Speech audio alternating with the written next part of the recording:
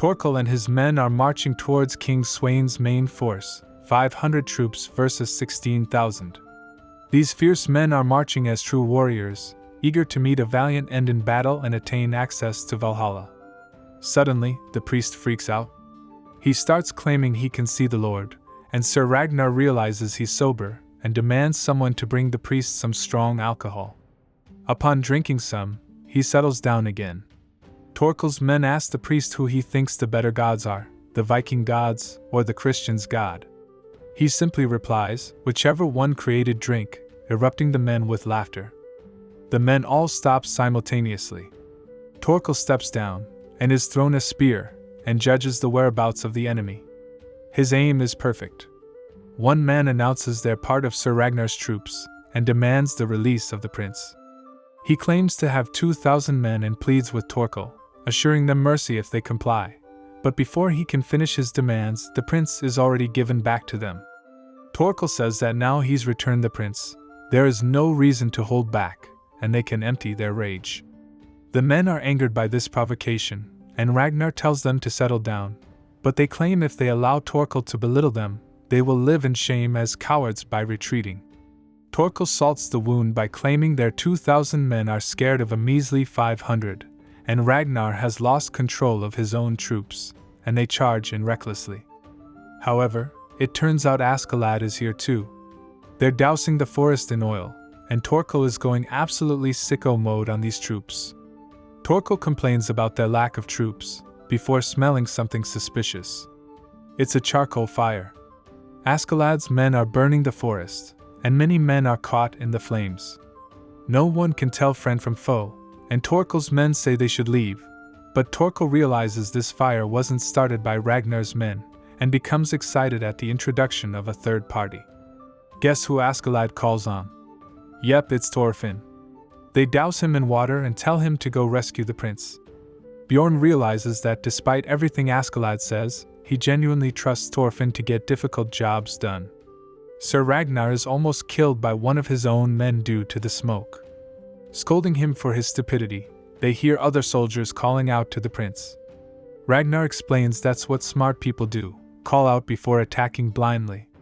They respond that the prince is over here, but it turns out these were enemy troops pretending to be on their side, and Ragnar is actually the ignorant one.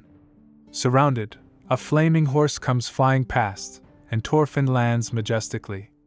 Ready to take on the men, he makes swift work of one of them, but suddenly Thorkell can be heard calling for Thorfinn, kinda sounding like Mr. Krabs. Aha! I just knew I had seen you, my boy! He asks him if back in London, he said he was the son of Thors, which means his mother's name is Helga. Thorfinn can't believe he knows this, but Thorkell is equally shocked that the son of the troll of Yam is here, a name which strikes fear in the men around him. Thorkell informs Thorfinn that his father was the only man potentially a greater warrior than himself. Before they can continue, a burning tree falls, and Thorkell lets Thorfinn take the prince, saying they're both heading to the same place anyway. King Swain's main force in Gainsborough. 2 men are looking for their troops. One calls out for Captain Thorkell, and the other calls out for Sir Ragnar. Realizing they're on different sides, they draw their weapons but are both killed by a volley of Askeladd's arrows. Wondering if Thorfinn will return, he arrives with the prince under his protection. Ragnar reluctantly puts the prince in Askeladd's care, and Askeladd swears loyalty to him, before asking to see the prince's face. Upon taking off his helmet, everyone is shocked, wondering if this so-called prince is actually a princess due to his feminine face. Askeladd spots a ferry worker, and rides over to ask how much to travel to the far bank over there. He says 2 silver, or booze, but it would take days to take all of his men. Fortunately, he only requires him to take this letter, and asks for him to hurry. He sets off immediately. Sir Ragnar walks over to Bjorn, angered at why they've stopped marching. He tells him to be quiet, and the ear asks Bjorn to tell this conehead to stop breathing as it's disrupting his work. The ear informs Askeladd that Thorkell's troops, who are pursuing them, are closer than they were yesterday, and will catch up in a few days. The ear tells them to be quiet, and hears 2 riders on the hill over there. Thorkell's troops now know where they are. Wondering what they should do, Askeladd informs them that he's already requested reinforcements, and they simply need to hold out until they arrive. The troops are confused and tired, wondering who these reinforcements are that Askeladd promised, since the nearest fort is 2 weeks away in Leicester. Catching some sleep in the evening, Bjorn approaches Askeladd, saying the men are getting anxious. Askeladd says that will only hasten their march, and Bjorn should get some sleep. Bjorn asks what's bothering Askeladd. He responds that he can tell a man simply from his face, and when he saw the prince's face, that is no face of a king. Bjorn says the prince is still young, and Askeladd says yes, his time will come, confusing Bjorn. Askeladd interrupts their conversation, telling all the men to wake up, since they're going to start marching, making you wonder why he just told Bjorn to get some sleep. The troops march, and march some more. They're all getting very sick and tired of marching. The ear tells Askeladd that Thorkell's troops are right on their tail, and will catch up soon. Askeladd informs them they're already at the rendezvous point. 2 men? The troops are concerned. Askeladd approaches them, and kneels. The man says it's been a long time since they've met, and in the distance the troops vaguely see 3 warships here to collect them. Thorkell's is disheartened since they lost the trail of young Thorfinn, and one troop asks if the English switched sides, since why would they help the Danish prince? Thorkell says this troop has no idea where he is, as that land is in England. It's Wales, a mountainous region, poor in natural resources. It's ununified, with multiple kingdoms holding their own territory, one of which responded to Askeladd's help. Ragnar praises Askeladd, saying now they can take the ships all the way to Gainsborough, but Askeladd disagrees, saying they will travel by land. 3 warships is a big deal to a small kingdom, and they should be grateful for any help at all. Ragnar is concerned with making the prince travel through enemy territory, so Askeladd assigns Thorfinn to protect the prince himself. The commander of this kingdom approaches, saying they only help for a non-aggression treaty with the Danes, should Prince Canute eventually become king. However, the prince is too timid to respond to the man. The commander refuses to speak through Ragnar, and will ask the prince again later. The troops continue their march, and the commander informs Askeladd he's already arranged a safe passage through the next kingdom. Though the commander is concerned with this prince, wondering if he's cut out to be a king, Askeladd asks if the commander still believes in the old tale, that one day the great Artorios will return from the west and restore the great Britannia of the old. Before he can answer, the ear informs Bjorn of something, who informs Askeladd. They meet the leaders of the next kingdom, but Askeladd warns Commander Gratianas of something. Thorfinn notices too. They're surrounded, and Welsh men are ready to ambush. They open fire, killing Askeladd's horse immediately. Suddenly we're cut to a familiar face. It's Leif, from Thorfinn's village. He mistakes a slave for Thorfinn, and becomes stressed, remembering his ultimate goal of finding Thorfinn and returning him to Helga. The next episode starts with an unknown child carrying a woman onto shore. He speaks in very broken Welsh, saying his mother will die soon and wanted to return home. The Danish troops continue their assault on England, crushing the army at Wessex.